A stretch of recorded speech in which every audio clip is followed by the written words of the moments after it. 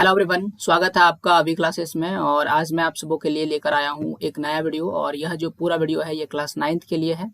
तो अगर आप क्लास 9th में हैं और आपने जैक बोर्ड का परीक्षा दिया है तो आज मैं आपके सामने जैक बोर्ड की जो आज की परीक्षा है, आज हमारा तारीख है 6 तारीख और 5वां महीना और 2022। तो 2022 में आज हमारा जो परीक्षा हुआ था वह हुआ था सामाजिक विज्ञान का परीक्षा क्लास 9th के लिए जैक बोर्ड में। ओके, तो मैं ये पूरा का पूरा क्या करने वाला हूँ, सॉल्व करने वाला हूँ आपके सामने, ताकि आप कितने सवालों के सही जवाब टिक लगा पाएं ये आपको पता चल सके। चलिए तो पहला सवाल पढ़ते हैं। पहला सवाल हमारे सामने लिखा गया है कि फ्रांसीसी मुद्रा की जो इकाई थी जिसे लिब्रे कहा जाता था, इसे क्या कर दिया गया, समाप्त कर दिया गया। तो इसे किस वर्ष समाप्त किया गया? तो ये 1994 में समाप्त किया गया। अब आपको ये किताब में भी दिखाना पड़ेगा। तो यहाँ पर आप देख सकते हैं हमारे बुक में लिखा हुआ है कि लिब्रे जो फ्रांस की मुद्रा थी इसे 1794 में क्या कर दिया गया, समाप्त कर दिया गया। ये किताब में भी साफ साफ लिखा गया है। अगला क्वेश्चन पढ़ते हैं। फ्रांसीसी सरकार जो है करों में वृद्धि के लिए बाध्य क्यों हो गई, यानी कि फ्रांस की सरकार जो थे वो टैक्स क्यों बढ़ा रहे थे, क्या कारण था? तो इसका कारण हम आपको बताते हैं। देखिए, जो फ्रांस था वहां पर जो कर्ज था उसको बढ़ता जा रहा था। फ्रांस में युद्ध हुआ था, 7 साल का युद्ध हुआ था, ब्रिटेन से युद्ध हुआ था, अमेरिका के युद्ध में ब्रिटेन का मदद कर रहा था। ऐसे बहुत सारे युद्ध हुए थे जिससे उनका कर्ज क्या हो रहा था, बढ़ता जा रहा था। सेना का रखरखाव के लिए पैसा चाहिए था और राज दरबार को चलाने के लिए भी पैसा चाहिए था। इन सब कार्यों के लिए उनके पास पैसे की कमी हो गई थी, इसलिए इसका सही जवाब हो जाएगा इनमें से सभी, यानी कि डी नंबर ऑप्शन इसका क्या होगा, सही होगा। यानी कि फ्रांसीसी सरकार ने करों में वृद्धि क्यों किया था, इनका ये सारा का सारा जवाब जो ऑप्शन लिखा गया वो सही लिखा गया है। तीसरा सवाल हमारे सामने है। तीसरा सवाल लिखा है कि फ्रांस की पूरी आबादी, यानी कि जो जितना भी आबादी था उसका 90% आबादी कौन लोग थे? तो इसका भी जवाब पहले किताब में दिखा देते हैं। देखिए यहाँ पर किताब में लिखा है कि पूरी आबादी में लगभग 90% लोग क्या थे, किसान थे। तो इसका सही जवाब हो जाएगा, ज्यादातर जो लोग थे वो क्या थे, किसान थे। अगला क्वेश्चन है 1748 में the spirit of the laws, ये जो रचना क्या था, ये किन की किताब है, इस किताब को किसने लिखा था? तो मॉन्टेस्क्यू जो थे उन्होंने इस किताब को लिखा था। आपको बुक में दिखा देते हैं ये चीजें कहाँ पर लिखा हुआ है। आप देख सकते हैं यहाँ पर लिखा है Montesquieu. Okay, the spirit of the laws नामक रचना किए थे, जिनमें उन्होंने विधायिका, कार्यपालिका और न्यायपालिका की बात किया था। और इससे पहले दुनिया में क्या था, इससे पहले दुनिया में ये सारी चीजें नहीं था। इससे पहले दुनिया में राजतांत्रिक शासन व्यवस्था लागू था। ठीक है, तो यहाँ पर इसका सही जवाब जाएगा मॉन्टेस्क्यू। तो चलिए सही जवाब पर हम लोग टिक लगाते हैं, मॉन्टेस्क्यू। तो सी नंबर में लिखा है मॉन्टेस्क्यू, ये वाला क्या हो जाएगा, सही। ये क्या है, बुक का नाम है जो the spirit of the laws. अगला क्वेश्चन हमारे सामने है, 5 नंबर का सवाल है। थोड़ा सा जूम क्या है कम कर देते हैं ताकि आपको पूरा क्वेश्चन दिखाई दे। तो पूरा क्वेश्चन थोड़ा सा आप क्वेश्चन लेके जरूर बैठिएगा, थोड़ा सा एडजस्ट करने में मुझे थोड़ा दिक्कत हो रहा है, आगे पीछे क्वेश्चन हो जा रहा। ठीक है, आपके हाथ में क्वेश्चन होगा तो आप आसानी से देख सकते हैं। 5 नंबर का सवाल पढ़ते हैं। 1791 में फ्रांस की नेशनल असेंबली ने संविधान का प्रारूप जो है पूरा कर लिया। इसका मुख्य उद्देश्य क्या था? तो मुख्य उद्देश्य था सम्राट की शक्तियों को सीमित करना। तो देख लेते हैं किताब में क्या लिखा हुआ, आपको किताब में भी दिखा देते हैं कि ये बातें कहाँ पर लिखी गई है, ताकि आपको पूरी तरह से कॉन्फिडेंस हो जाए कि यही जो है जवाब सही जवाब है। देख सकते हैं यहाँ पर किताब में लिखा है कि नेशनल असेंबली ने सन 1791 में संविधान का प्रारूप पूरा कर लिया और इसका मुख्य उद्देश्य था सम्राट की शक्तियों को सीमित करना। उद्देश्य तो बहुत सारे थे, लेकिन जो मुख्य उद्देश्य था वही पूछा गया था। मुख्य उद्देश्य था सम्राट की शक्तियों को सीमित करना। 5 का 1 नंबर क्या हो जाएगा, सही हो जाएगा। आप भी टिक लगाते चलिएगा अपने क्वेश्चन में। लिखा है 6 नंबर का सवाल लिखा है कि फ्रांसीसी उपनिवेश में कौन सी प्रथा का उन्मूलन कर गया? उन्मूलन का मतलब होता है हटा देना। तो उस समय समाज में एक बहुत ही खराब प्रथा थी जिस प्रथा को कहते थे दास प्रथा, और इस दास प्रथा का क्या कर दिया गया था, उन्मूलन कर दिया था, यानी कि इस प्रथा को हटा दिया गया था। ये टॉपिक बिल्कुल ही लास्ट में दिया गया है। अगर आप इस किताब को पढ़िएगा, फ्रांसीसी साम्राज्य वाला चैप्टर को पढ़िएगा क्लास 9th का, तो यहाँ पर आप देख सकते हैं साफ साफ लिखा हुआ दास प्रथा का उन्मूलन जो है 5वां टॉपिक है। तो यहाँ पर साफ साफ पहला लाइन में लिखा है कि फ्रांसीसी उपनिवेशों में दास प्रथा का उन्मूलन जैकोबिन शासक के क्रांतिकारी समाज सुधारकों में से एक था। तो यहाँ पर भी क्वेश्चन में वही लिखा है, जैकोबिन शासक के समाज सुधारों में से एक था। तो वो कौन सा था, दास प्रथा। 2 नंबर, 6 का 2 नंबर क्या हो जाएगा, सही हो जाएगा। अगला है कि निम्न में से कौन यूरोप में ऐसा राष्ट्र चाहते थे जिसमें सभी धर्मों को बराबर सम्मान और जगह मिल सके? तो इस सवाल का जवाब पहले मैं आपको बुक में दिखाता हूँ, बुक में क्या लिखा है। तो अगर आप ये टॉपिक लिखाइएगा उदारवादी, रेडिकल और रूढ़िवादी, ये वाला टॉपिक तो लिखा हुआ है कि जो उदारवादी ऐसा राष्ट्र चाहते थे जिसमें सभी धर्मों को बराबर सम्मान और जगह मिल सके। तो इसका सही जवाब हो जाएगा उदारवादी। तो यहाँ पर हम टिक लगा देते हैं। उदारवादी जो थे वे ऐसा राष्ट्र का मतलब देश चाहते थे जिसमें सभी धर्मों को क्या मिले, बराबर सम्मान मिल सके। 8 नंबर का सवाल पढ़ रहे हैं। 8 नंबर का सवाल है कि निम्न में से किसका विश्वास था कि खुद को पूंजीवादी शोषण से मुक्त कराने के लिए मजदूरों को एक अत्यंत भिन्न किस्म का समाज बनाना होगा। तो आइए पहले इसका आंसर बुक में देखते हैं। तो बुक में भी एक लाइन साफ साफ लिखा हुआ है, मार्क्स का विश्वास था। तो मार्क्स का विश्वास था कि खुद को पूंजीवादी शोषण से मुक्त कराने के लिए मजदूरों को एक अत्यंत भिन्न किस्म का समाज बनाना होगा। तो ये किसका विश्वास था? मार्क्स। और मार्क्स का पूरा नाम क्या है? Karl Marx. कार्ल मार्क्स, ठीक है। तो ये इसका सही जवाब हो जाएगा कार्ल मार्क्स। तो कार्ल मार्क्स 3 नंबर में लिखा हुआ है, 3 नंबर इसका सही जवाब है। अगला सवाल पढ़ते हैं। यहाँ पर जवाब लिखा है फिनलैंड, लातविया, लिथुआनिया, एस्टोनिया तथा पोलैंड। ये जो क्षेत्र है ये किस हिस्से में आते थे? तो इसका सही जवाब रूस है। और आपको मैं बुक में भी दिखा देता हूँ इसका सही जवाब क्या लिखा हुआ है। तो जब आप दूसरा चैप्टर पढ़िएगा, रूसी साम्राज्य, जो इतिहास का दूसरा चैप्टर है, तो वहाँ पर एक टॉपिक दिया गया रूसी साम्राज्य, ठीक है, जो जिसमें हम लोग रूसी क्रांति के विषय में, फरवरी क्रांति, अक्टूबर क्रांति, इन सभी वीडियोस को देखते हैं, यानी इन सभी टॉपिक्स को समझते थे। तो उसमें ही ये बात लिखा गया है। तो यहाँ पर देख सकते हैं लिखा हुआ साफ साफ कि 1914 में रूस में और उसके पूरे साम्राज्य पर जार निकोलस द्वितीय का शासन था। और ये जो हमारा रूस है वो, उसमें कौन कौन सा देश, आज का जो फिनलैंड है, आज का जो लातविया है, आज का जो लिथुआनिया है, आज का जो एस्टोनिया है, आज का जो पोलैंड वाला है, आज का जो एरिया यूक्रेन में आता है, बेलारूस, ये सभी किसके साम्राज्य के अंग थे? रूसी साम्राज्य के अंग थे। तो इस सवाल का सही जवाब हमारा क्या हो जाएगा? रूसी साम्राज्य। तो 6 का जो चौथा ऑप्शन है वो सही होगा। आइए 10 नंबर का सवाल पढ़ते हैं। 10 नंबर का सवाल लिखा गया है कि मार्क्स के विचारों को मानने वाले समाजवादियों ने 1898 में किस पार्टी का गठन किया था?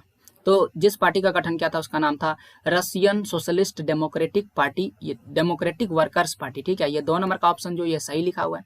आइए बुक में देख लेते हैं, बुक में ये बातें कहाँ लिखी गई है। तो ये वाला टॉपिक आपको मिलेगा चैप्टर 2 का, रूस में समाजवाद। तो रूस में जब समाजवाद पढ़िएगा तब यहाँ पर लिखा हुआ है कि मार्क्स के विचारों को मानने वाले समाजवादियों ने 1898 यानी कि 1898 में Russian social democratic workers party, जिसे हिंदी में रूसी सामाजिक लोकतांत्रिक श्रमिक पार्टी, इनका क्या कर दिया था? गठन कर दिया था। तो सही जवाब हो जाएगा Russian socialist democratic workers party. आइए 11 नंबर का सवाल पढ़ते हैं। 11 नंबर का सवाल है कि 1914 में 2 यूरोपीय गठबंधनों के बीच युद्ध छिड़ गया था। एक में था जर्मनी, ऑस्ट्रेलिया, तुर्की। तो दूसरा जो खेमा था उसमें कौन कौन था? तो दूसरा खेमा में था फ्रांस, ब्रिटेन और रूस, जो ऑप्शन नंबर 1 में लिखा गया है।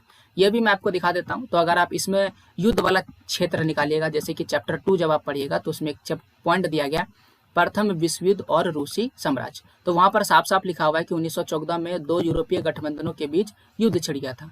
एक खेमा में था जर्मनी, ऑस्ट्रिया और तुर्की, जो सवाल में लिखा गया। दूसरा में कौन कौन था? दूसरा में फ्रांस था, ब्रिटेन था और रूस था। तो ये हम लोग को क्या करना, ऑप्शन टिक लगाना था, फ्रांस, ब्रिटेन और रूस। तो ये हो गया हमारा सही जवाब। ओके, 11 के बाद 12 नंबर सवाल में आते हैं। 12 नंबर सवाल में लिखा है कि पूर्वी देशांतर रेखा, जो भारत की मानक यमयोत्तर रेखा मानी जाती है, वह भारत के किस राज्य और शहर से होकर के गुजरती है? तो यह भारत के उत्तर प्रदेश, यानी कि उत्तर प्रदेश का जो शहर है मिर्जापुर, वहां से होकर के गुजरता है। तो ये अब किस चैप्टर में मिलेगा? ये है ज्योग्राफी से सवाल है, और ज्योग्राफी का जो पहला चैप्टर है उससे इस सवाल को लिया गया है, ठीक है। तो पहला सवाल में कहाँ पर लिखा गया, आइए मैं आपको दिखा देता हूँ। तो 82.5 डिग्री जो मानक यमयोत्तर रेखा है, जिसे 82 डिग्री 30 मिनट भी कहते हैं, यही वाला क्या है, इसे ही हम भारत का मानक यमयोत्तर कहते हैं। और ये वाला उत्तर प्रदेश मिर्जापुर से होकर के गुजरता है। तो ये आप देख सकते हैं किताब में भी साफ साफ ये बातें लिखी गई है। तो इसका सही जवाब 12 का 1 नंबर हो जाएगा, उत्तर प्रदेश के मिर्जापुर से होकर गुजरता है। 13 नंबर का सवाल है कि पश्चिम में यूरोपीय देश एवं पूर्वी एशियाई देश को कौन सा सागर जो है वो मिलाता है? तो इसका जवाब है हिंद महासागर। तो आइए इसको हम किताब में दिखा देते हैं। किताब में ये बातें कहाँ पर लिखी गई है? तो देख सकते हैं यहाँ पर साफ साफ लिखा है, हिंद महासागर जो पश्चिम में यूरोपीय देशों और पूर्वी एशियाई देशों को क्या करता है? मिलाता है, और भारत को क्या देता है? केंद्रीय स्थिति प्रदान करता है। कौन सा महासागर? तो इसका सही जवाब है हिंद महासागर, ठीक है। तो हिंद महासागर इसका सही जवाब हो जाएगा। 14 नंबर का सवाल है कि भारत की भूमि की सीमाएं उत्तर पश्चिम में किस देश के साथ जुड़ती है? उत्तर और पश्चिम में पाकिस्तान के साथ जुड़ती है। तो आइए इसको भी हम लोग मैप में देख लेते हैं। और देखिए ये वाला जो इलाका है ऊपर की ओर, इसे हम उत्तर कहते हैं और इस दिशा को पश्चिम कहते हैं, और उत्तर और पश्चिम के बीच वाली जो रेखा है उसे उत्तर पश्चिम कहेंगे। और उत्तर पश्चिम में कौन सा देश है, इस ओर पाकिस्तान है और अफगानिस्तान वाला देश है। तो आपको दिखा देते हैं ये बातें किताब में कहाँ पर लिखी गई है, थोड़ा सा दिखा लेते हैं। ओके, नीचे लिखा हुआ है जहाँ पर पड़ोसी देश वाला टॉपिक है, चैप्टर 1 है, ज्योग्राफी 9th का पहला चैप्टर है। और यहाँ पर लिखा हुआ है भारत की जो भूमि है और उसकी जो सीमा है, जो उत्तर पश्चिम में पाकिस्तान है और कौन सा देश है, अफगानिस्तान है। 2 देश मौजूद है। तो इसका सही जवाब पाकिस्तान और अफगानिस्तान हो जाएगा, जो 14 नंबर के 1 नंबर में लिखा हुआ है। तो पहला ऑप्शन मेरा क्या हो जाता है, सही हो जाता है। अगला सवाल पढ़ते हैं। 15 नंबर का सवाल लिखा है कि सतलुज एवं सिंधु के बीच स्थित हिमालय के भाग को किस नाम से जाना जाता है। तो सतलुज और सिंधु नदी के बीच का जो क्षेत्र है उसे पंजाब का हिमालय कहते हैं। ये चीज लिखा हुआ है ज्योग्राफी के दूसरे चैप्टर में। तो अगर आप ज्योग्राफी का दूसरा चैप्टर निकालिएगा क्लास 9th का, तो उसमें हम लोग पढ़ते हैं भारत के भौतिक स्वरूप, जिसमें हिमालय पर्वत श्रृंखला, मैदान के विषय में, साथ ही साथ पठार और पर्वत के विषय में और द्वीप के विषय में पूरा डिटेल से पढ़ते हैं। ठीक है।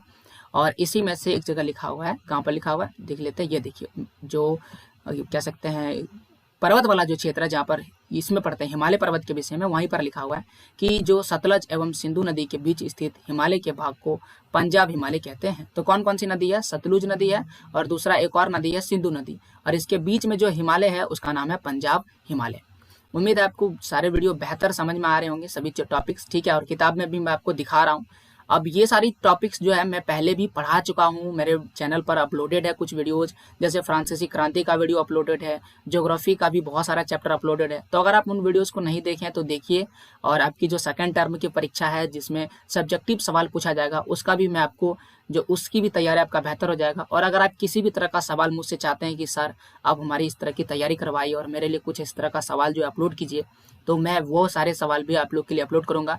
तो आप कमेंट जरूर कीजिएगा कि आपको ये वीडियो कैसा लग रहा है और आप हमसे क्या चाहते हैं। मैं इस चैनल पर बिल्कुल जुड़ा हुआ हूँ, सारे कमेंट्स पढ़ता हूँ और आपके कमेंट के अनुसार वीडियोस लाता हूँ। तो आप अपना कमेंट जरूर कीजिएगा कि आप क्या चाहते हैं आने वाले वीडियोस में, ताकि आपकी परीक्षा की तैयारी और बेहतर हो सके। ठीक है। तो हम वो सारा चीज़ आपको जरूर से जरूर उपलब्ध कराने का कोशिश करेंगे। तो प्लीज़ आप कमेंट जरूर कीजिएगा और चैनल को सब्सक्राइब कीजिए, वीडियो को लाइक कीजिए और अपने दोस्तों के साथ शेयर कीजिएगा। ये थोड़ा सा आप हमारे लिए कर दीजिएगा, क्योंकि हम काफ़ी मेहनत करके आपके लिए वीडियोज़ ला रहे हैं और सही आंसर ढूंढ रहे हैं। ऐसा नहीं कि जो तुक्का मार रहे हैं, आपको सही आंसर दे रहे हैं, ताकि किताब में भी दिखा रहे हैं कि आखिरकार ये चीज़ें कहाँ लिखा हुआ है, ताकि आप भी कभी किताब में ढूंढे, कोई बच्चा बोले तो आप उसे बता सके। ठीक है। चलिए 16 नंबर का सवाल पढ़ते हैं।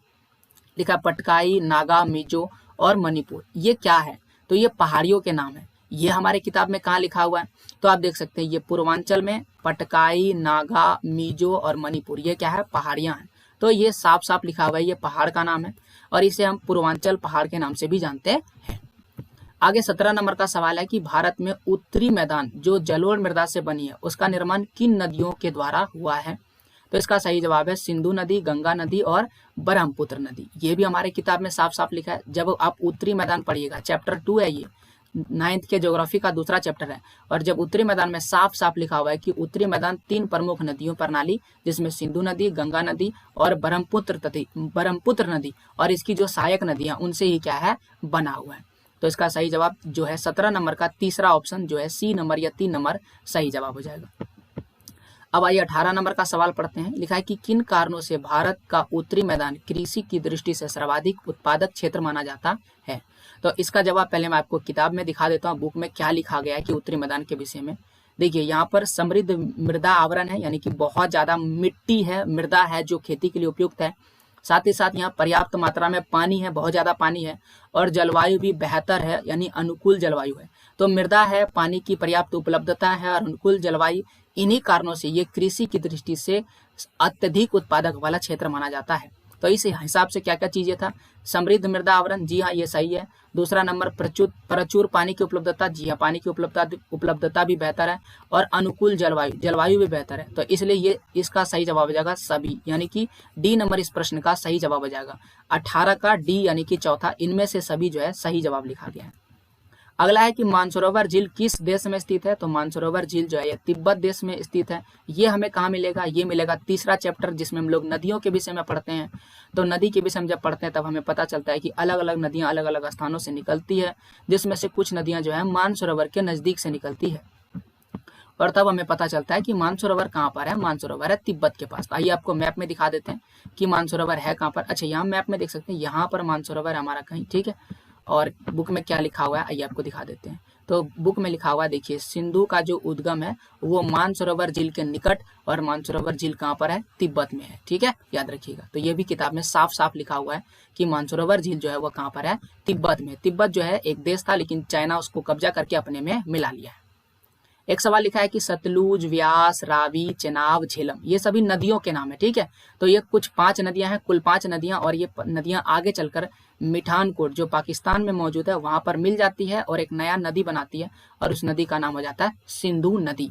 तो ये भी हमारे किताब में लिखा हुआ है, साफ साफ लिखा है, सतलज, व्यास, रावी, चेनाब, झेलम आपस में मिलकर पाकिस्तान के मिठानकोट में सिंधु नदी में मिल जाती है, सिंधु नदी का निर्माण करती है, ठीक है। ये सभी सहायक नदियां कहलाती है। अब 21 नंबर का सवाल पढ़ते हैं। 21 नंबर का सवाल है कि कश्मीर घाटी एक प्रसिद्ध झील का नाम बताइए, यानी कश्मीर में जो सबसे प्रसिद्ध झील है वो कौन सा झील है, डल झील है। तो ये भी हमारे किताब में लिखा है। आइए पहले झील वाला टॉपिक स्टार्ट करते हैं। जो झील वाला टॉपिक है सबसे लास्ट में लिखा हुआ है। पहले नदियों के विषय में पढ़ाया गया, जिसमें हिमालय की नदियां, फिर आपको जो है प्रायद्वीपीय भारत की नदियां, और फिर लास्ट में हमारे झील के विषय में लिखा गया। तो झील जो है वो यहाँ पर देख सकते हैं, कश्मीर घाटी तथा प्रसिद्ध झील कौन सा है, डल झील आपको देखने को मिलता है, ठीक है। तो कश्मीर घाटी का सबसे प्रसिद्ध झील कौन सा है, डल झील है। 22 नंबर का सवाल लिखा है, झीलों का निर्माण से क्या लाभ होता है। तो झीलों के निर्माण से क्या लाभ होता है, ये भी किताब में साफ साफ लिखा हुआ है कि आखिरकार झील से हमें क्या क्या लाभ होता है। तो आइए आपको वो सारी चीजें भी दिखा देते हैं। झील का प्रयोग हम लोग किस लिए करते हैं, जल विद्युत उत्पादन करने के लिए, यानी कि बिजली बनाने के लिए। साथ ही साथ जलवायु को सामान्य बनाता है, जलवायु को बेहतर रखता है, गर्मी ज्यादा ठंडा नहीं करने देता है, यानी कि संतुलन बनाए रखता है। साथ ही साथ ये इतना ज्यादा प्राकृतिक सौंदर्य रहता है कि लोग यहाँ पर घूमने आता है, यानी कि पर्यटन को बढ़ावा देता है, जो क्या करता है, मनोरंजन करता है। आप भी कभी न कभी किसी आसपास के झील को घूमने के लिए गए होंगे। यानी कि जल विद्युत में सहायक, यानी कि पहला ऑप्शन सही है। जलवायु में सामान्यता, दूसरा ऑप्शन सही है। प्राकृतिक सौंदर्यता या सुंदरता व पर्यटन, यानी तीसरा भी सही है। यानी इस सवाल का सही जवाब होगा इनमें से सभी। 22 का चौथा ऑप्शन क्या हो जाएगा, सही हो जाएगा। 23 नंबर का सवाल पढ़ते हैं। 23 का लिखा है, निम्न में से शासन का एक ऐसा रूप जिसमें शासकों का चुनाव लोग करते हैं उसे क्या कहते हैं, लोकतंत्र कहते हैं। अब आइए हम लोग लोकतंत्र वाला किताब में आ चुके हैं। तो शासन का जो चुनाव करता है उसे क्या कहते हैं, लोकतंत्र कहते हैं। तो लोकतंत्र में साफ साफ अगर आप पढ़िएगा तो लोगों द्वारा शासन का क्या होता है, चुनाव होता है, और चुनाव जो बिल्कुल निष्पक्ष और क्या होता है, जनता के पक्ष में होता है, निष्पक्ष और स्वतंत्र होता है, ठीक है। तो इस सवाल का सही जवाब हमारा क्या हो जाएगा, लोकतंत्र शासन प्रणाली। वर्ष 2002 में पाकिस्तान के जिस राष्ट्रपति द्वारा लीगल फ्रेमवर्क ऑर्डर के जरिए वहां के संविधान को बदल डाला गया, उनका नाम क्या था, उनका नाम था परवेज मुशर्रफ। तो आइए आपको बुक में दिखा देते हैं। तो यहाँ से पाकिस्तान की कहानी लिखा गया है, प्रमुख फैसले निर्वाचन नेता, ठीक है। चैप्टर नंबर 1 है, और कौन सा चैप्टर है, ये राजनीतिक विज्ञान का पहला चैप्टर है। तो ये देखिए, पाकिस्तान में जनरल परवेज मुशर्रफ, ठीक है, अक्टूबर 1999 में तख्ता पलट करते हैं और वो सरकार बन जाते हैं। और इन्होंने क्या किया, यहाँ पर देखिए साफ साफ लिखा है, अगस्त 2002 में उन्होंने लीगल फ्रेमवर्क ऑर्डर के जरिए पाकिस्तान के संविधान को क्या कर दिया था, बदल डाला था। तो लीगल फ्रेमवर्क ऑर्डर के द्वारा 2002 में किसने क्या था, परवेज मुशर्रफ ने, ठीक है। चलिए आगे पढ़ते हैं। कौन थे परवेज मुशर्रफ, उस समय वहां प्रधानमंत्री थे, कहाँ के, पाकिस्तान के, ठीक है। चलिए, लोकतंत्र के विपक्ष में दिया गया एक तर्क इनमें से कौन सा है, लोकतंत्र के पक्ष में और कुछ तर्क दिया जाता है लोकतंत्र के विपक्ष में। पक्ष में दिए जाने का मतलब हुआ कि ये सारी चीजें लोकतंत्र में होता है, और अब आता है लोकतंत्र के विपक्ष में। तो ये पहले बुक में दिखा देते हैं ये बातें कहाँ लिखी गई है। तो देखते हैं, यहाँ पर देखिए, लोकतंत्र के पक्ष में तर्क, ठीक है। तो पक्ष में क्या क्या तर्क दिया जाता है, लोकतंत्र का शासन पद्धति दूसरे से बेहतर है क्योंकि यहाँ शासन का अधिक जवाबदेही वाला स्वरूप होता है। दूसरा लिखा गया कि लोकतंत्र बेहतर निर्णय लेने की संभावना बढ़ाता है, लोकतंत्र मतभेदों और टकराव को संभालने का तरीका उपलब्ध कराता है। फिर लिखा है लोकतंत्र नागरिकों का सम्मान क्या करता है, बढ़ाता है। और साथ ही साथ एक और पॉइंट लिखा है, लोकतांत्रिक व्यवस्था दूसरे से बेहतर है क्योंकि इसमें हमें अपनी गलती ठीक करने का अवसर मिल जाता है। ये क्या है, लोकतंत्र के पक्ष में तर्क है। अब अगर आप सवाल में देखें तो समानता और स्वतंत्रता का पोषक है, क्या ये विपक्ष में बोला गया, विपक्ष में तर्क है। तो इसका 2 नंबर ऑप्शन सही हो जाएगा, क्योंकि इसमें अनुत्तरदायी शासक पाया जाता है। ठीक है, लोकप्रिय और अस्थायी शासन किसमें है, केवल लोकतंत्र में है। इसमें बेहतर निर्णय लेने की संभावना पाई जाती है लोकतंत्र में, और समानता और स्वतंत्रता मिलता है, जी हाँ। लेकिन ये अनुत्तरदायी शासन नहीं रहता है, इसलिए 2 नंबर गलत लिखा है, विपक्ष में लिखा गया है, इसलिए 2 नंबर ऑप्शन 25 का क्या हो जाएगा, सही हो जाएगा। 26 नंबर का सवाल, लोकतंत्र में किसी समस्या के समाधान में किसकी भूमिका महत्वपूर्ण होती है।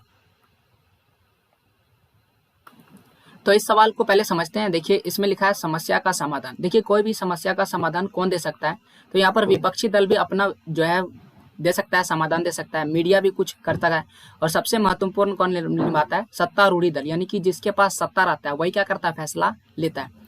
तो यहाँ पर समस्या का समाधान तो कोई दे सकता है, लेकिन फैसला कौन लेगा, सत्तारूढ़ी दल। लेकिन यहाँ पर आपसे फैसला नहीं पूछा गया समाधान। तो समाधान क्या हो सकता है, इनमें से कोई भी दे सकता है। ठीक है, तो इस सवाल का सही जवाब हो जाएगा इनमें से कोई। जैसे कि आप ऐसा कल्पना कीजिए कि आपके घर में कोई समस्या आ गया, तो समस्या के सुझाव में ऐसा नहीं कि केवल आपके मम्मी पापा ही जो है सुझाव दे सकते हैं, सुझाव कोई भी दे सकता है। आप अपने घर में छोटे सदस्य हैं तब भी आप बता सकते हैं कि इस समस्या का क्या समाधान हो सकता है। ठीक है, भले आप फैसला नहीं ले सकते हैं, लेकिन सुझाव दे सकते हैं। तो इस सवाल का सही जवाब होगा सभी जो है इनमें से, चाहे वो मीडिया हो, विपक्षी दल हो या सत्तारूढ़ी दल, सभी कोई अपना महत्वपूर्ण भूमिका निभा सकता है। 27 नंबर का सवाल लिखते हैं कि आज दुनिया में लोकतांत्रिक शासन व्यवस्था का सबसे आम रूप कौन सा है। तो लोगों द्वारा चुने गए प्रतिनिधियों के माध्यम से शासन चलाना, ये लोकतंत्र का सबसे आम जो है व्यवस्था है, जिसमें लोग क्या करते हैं, चुनाव करते हैं, चुनाव होता है, और चुनाव के माध्यम से शासन को क्या कर लेते हैं, चुन लेते हैं। ठीक है, चलिए 2 ऑप्शन और लिखा गया, आपको दिखा देते हैं। जनता द्वारा एक स्थान पर जमा होकर शासन संबंधी निर्णय लेना, ये गलत लिखा गया। मताधिकार को छीन लेना, ये भी गलत लिखा गया। ठीक है, तो ए नंबर 27 का सही जवाब हो जाएगा। अब आइए 28 नंबर का सवाल लिखते हैं। नेशनल मंडेला को दक्षिण अफ्रीका के सबसे भयावह जेल 28 वर्ष तक रहना पड़ा, वह जेल किस महाद्वीप में स्थित है। तो जेल वाला आपको दिखा देते हैं कहाँ पर लिखा गया। जो नेल्सन मंडेला है वो उनका संबंध अफ्रीका से है। अफ्रीका में बहुत ज्यादा जो है कह सकते हैं रंग भेद की नीति अपनाई गई थी, और इस रंग भेद से वहाँ के लोगों को बहुत ज्यादा विरोध का सामना करना पड़ा था, और इसी के खिलाफ वहाँ पर आंदोलन हुआ था। और 28 साल तक दक्षिण अफ्रीका की सबसे भयावह जेल में उन्हें रहना पड़ा था, और वह वाला जो जेल है वह रोबेने द्वीप पर है। ठीक है, तो रोबेने द्वीप इसमें सही जवाब हो जाएगा। तो यहाँ पर देखिए रोबेने द्वीप लिखा गया है 4 नंबर में। ठीक है, 28 का चौथा क्या हो जाएगा, सही हो जाएगा। 29 नंबर का सवाल आते हैं। 29 नंबर का सवाल लिखा है, दक्षिण अफ्रीका में रंग भेद के खिलाफ जब जनता के संघर्ष और विरोध बढ़ने लगे तो वहां की सरकार ने अपनी नीतियों में क्या बदलाव शुरू किए। तो आइए हम लोग किताब में देख लेते हैं क्या लिखा गया है। तो रंग भेद की नीति में जब बहुत सारे बदलाव होने लगे तो उनके खिलाफ संघर्ष होने लगा, विरोध होने लगा, लोग बहुत सड़कों पर उतर आने लगे, आंदोलन करने लगे। तो वहां पर क्या किया गया, सबसे पहले गोरी सरकार ने, तो गोरा काला के रंग पर वहां पर ऐसा हो रहा था, गोरी का मतलब रंग का बात कर रहा है, गोरा और काला वाला। तो उन्होंने क्या कर दिया, अपने नीतियों में बदलाव किया। सबसे पहले भेदभाव वाले कानून को वापस ले लिया। दूसरा, राजनीतिक दलों पर प्रतिबंध लगा दिया, और मीडिया पर लगी पाबंदी को उठा दिया गया, यानी हटा दिया गया। और 28 साल तक जो कैद करके रखा था किनको, नेल्सन मंडेला को, उनको क्या कर दिया, आजाद कर दिया। तो इस सवाल का सही जवाब क्या होगा, भेदभाव वाले कानून को वापस ले लिया, ये भी सही लिखा गया। राजनीतिक दलों पर प्रतिबंध उठा लिया गया, ये भी सही है।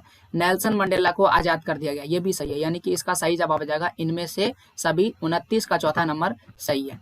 30 नंबर, लोकतांत्रिक शासन वाले देश में किसका होना जरूरी है। तो लोकतंत्र अगर कोई देश है तो उसमें संविधान का होना जरूरी है। ये हमारे किताब में भी साफ साफ लिखा हुआ है कि अगर कोई देश ऐसा है जो लोकतांत्रिक है तो वहां पर संविधान का होना जरूरी है। और अगर लिखित संविधान है तो और भी ज्यादा बेहतर होता है, क्योंकि लिखित संविधान में सारे कानून जो है लिखित रहते हैं और कभी भी उसमें संभावना नहीं होता है बदलाव का। तो संभावना तो होता है, लेकिन क्या होता है, वो कठोर होता है। ठीक है, कठोर होने का मतलब जल्दी नहीं होता है। तो यहाँ पर साफ साफ हमारे किताब में लिखा है कि जिन देशों में लोकतांत्रिक शासन है वहां पर संविधान होना बहुत ज्यादा जरूरी है। तो इसका सही जवाब हो जाएगा संविधान। 30 नंबर का जो दूसरा लिखा गया संविधान सही जवाब है। 31 नंबर का सवाल लिखा है, भारत ने किस आधार पर बंटवारा हुआ था। तो ये बहुत आसान है, भारत में भारत और पाकिस्तान का बंटवारा हुआ था। और भारत और पाकिस्तान जो है वो किस आधार पर हुआ था, धर्म के आधार पर हुआ था। जो पाकिस्तान है वो मुस्लिम धर्म वाला देश, और जो भारत है वो हिंदू धर्म वाला देश, 2 धर्म के आधार पर बट गया था। तो इसका सही जवाब ए नंबर हो जाएगा, धर्म के आधार पर।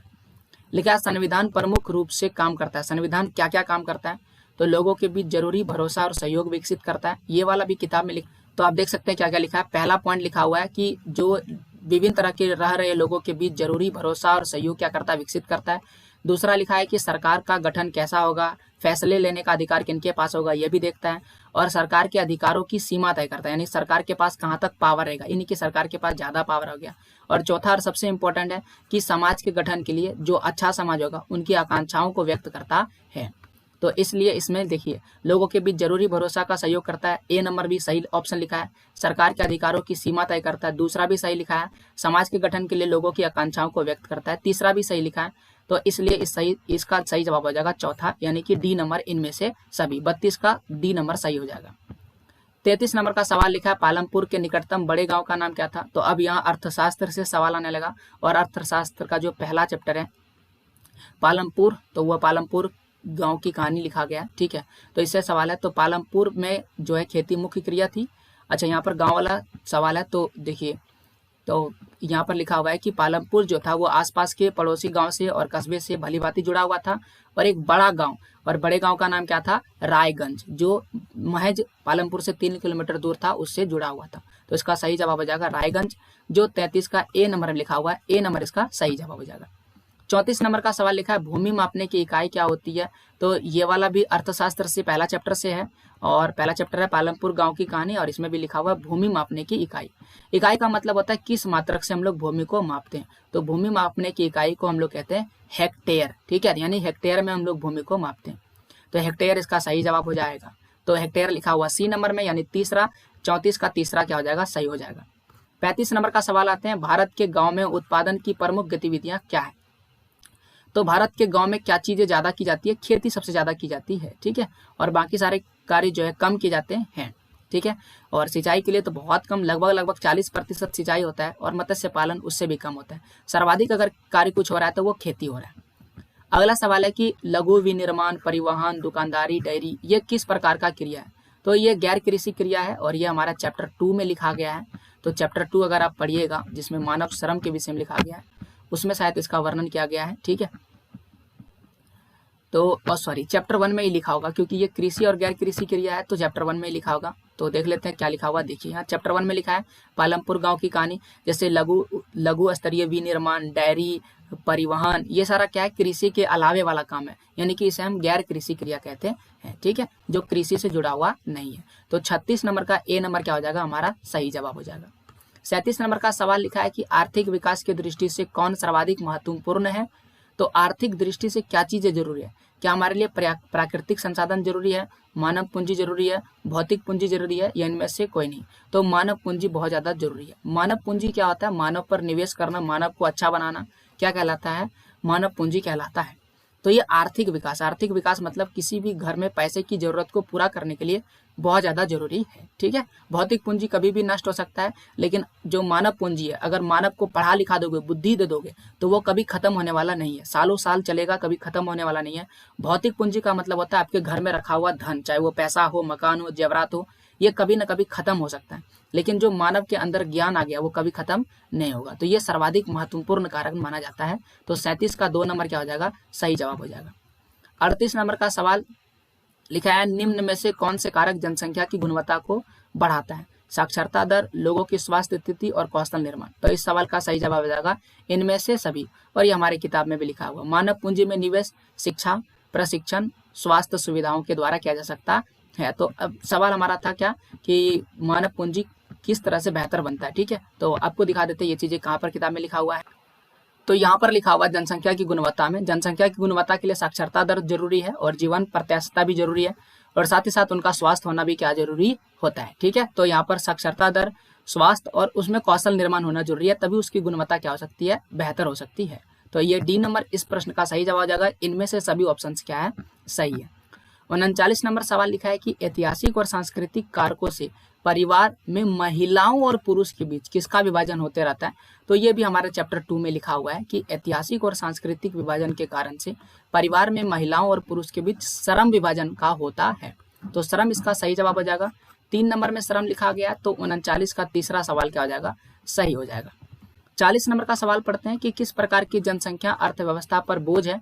तो निरक्षर और अस्वस्थ, निरक्षर का मतलब जो पढ़ा लिखा नहीं है, और अस्तव्यस्त का मतलब बीमार। ये वो जनसंख्या है जो खर्चीला होता है और साथ ही साथ ये क्या है, अर्थव्यवस्था के लिए बोझ बनता जा रहा है। इसलिए शिक्षा का निवेश करना जरूरी है और हमें स्वस्थ रहना भी बहुत जरूरी है। तो 40 का जो पहला सवाल का पहला जो ऑप्शन है वो क्या हो जाएगा, सही हो जाएगा।